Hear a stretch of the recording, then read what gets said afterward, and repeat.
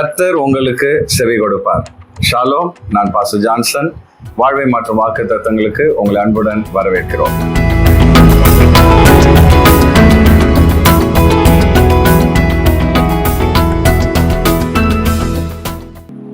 பிஸியான ஒரு உலகத்தில் நம்ம வாழ்ந்துட்டு இருக்கிறோம். பஸ்ல ட்ரெயின்ல போகும்போது பார்த்தீங்கன்னா யாரும் யார் கூடயும் பேசுறது இல்லை. செல்போன்ல அவங்க சொந்த உலகத்துல மூழ்கி இருக்கிறத பார்க்குறோம். சில நேரங்களில் நம்ம மனசுல இருக்கிறத யாருக்கிட்டையாவது ஷேர் பண்ணணும்னு பார்த்தோம்னா கேட்கறதுக்கு இந்த உலகத்துல யாரும் இல்லை. இப்படிப்பட்ட இந்த சூழ்நிலையில ஆண்டவர் நமக்கு அருமையான ஒரு வாக்குத்தத்தத்தை தருகிறார். யோபு 22:27 நம்ம பார்க்கிறோம். நீர் அவரை நோக்கி விண்ணப்பம் பண்ண அவர் உமக்கு செவி கொடுப்பார், அப்பொழுது நீர் உம்முடைய பொருத்தனைகளை செலுத்துவீர். இங்க கர்த்தர் நமக்கு வாக்கு கொடுக்கிறார். அவர் உங்கள் விண்ணப்பத்தை கேட்பார்.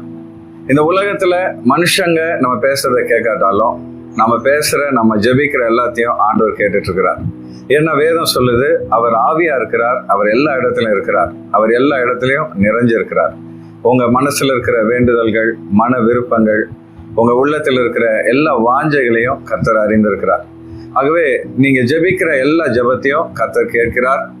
கேட்கறது மாத்திரம் இல்ல, அவர் உங்களுக்கு ஏற்ற நேரத்துல பதில் தருவார். சில நேரங்கள்ல உடனே நம்ம ஜெபத்துக்கு கர்த்தர் பதில் தருவார். சில நேரங்கள்ல வெயிட் பண்ணு, சரியான நேரத்துல நான் செய்வேன், பொறுமையா இருன்னு சொல்லி ஆண்டவர் சொல்வார். சில நேரங்கள்ல நோ, இந்த விஷயத்துக்கு நான் பதில் கொடுக்க மாட்டேன்னு சொல்லி கர்த்தர் சொல்வார். எந்த சூழ்நிலையா இருந்தாலும் நம்ம ஜெபத்துக்கு ஆண்டவர் நிச்சயமா பதில் கொடுப்பார், பலன் கொடுப்பார்.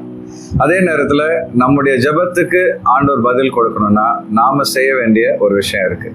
அது என்னன்னு பார்க்கும்போது யோபு 22:27 நம்ம பார்க்கிறோம். நீர் அவரை நோக்கி விண்ணப்பம் பண்ண அவர் உமக்கு செவி கொடுப்பார்.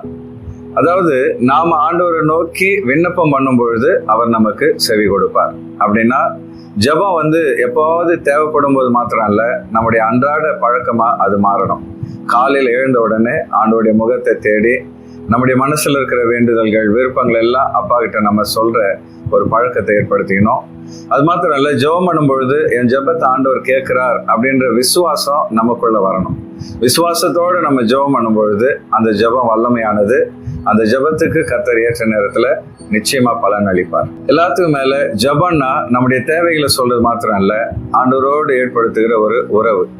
ஒரு அப்பா கிட்ட பிள்ளை எப்படி மனம் விட்டு பேசுமோ அது போல ஆண்டவரோட நம்ம மனம் விட்டு பேசி அவரோட நடக்கிற, அவரோடு பழகுகிற ஒரு அனுபவத்தை நம்ம ஏற்படுத்திக்கிட்டோம்னா, ஆண்டவர் இயேசு நம்முடைய நண்பரை மாறிட்டார்னா அதை விட பாக்கியம் இந்த உலகத்தில் எதுவுமே இல்லை. ஆகவே ஒவ்வொரு நாளும் காலையில் எழுந்த உடனே அப்பா கிட்ட பேசுங்க. உங்க மனசுல இருக்கிற வேண்டுதல்கள், மனசுல இருக்கிற எல்லா விஷயத்தையும் அவர்கிட்ட சொல்லுங்க. மனிதர்கள் நம்ம பேச்சை கேட்காம இருக்கலாம், ஆனா ஆண்டவர் நிச்சயமா நம்முடைய விண்ணப்பத்தை கேட்பார். கேட்கறது மாத்திரம் இல்ல, ஏற்ற நேரத்தில் அவர் நமக்கு பதில் தருவார். இந்த வாக்கு தத்துவத்தின்படி ஆண்டவர் உங்கள் விண்ணப்பங்களுக்கு பதில் கொடுத்து உங்களை ஆசீர்வதிப்பாராக. Thank you and God bless you.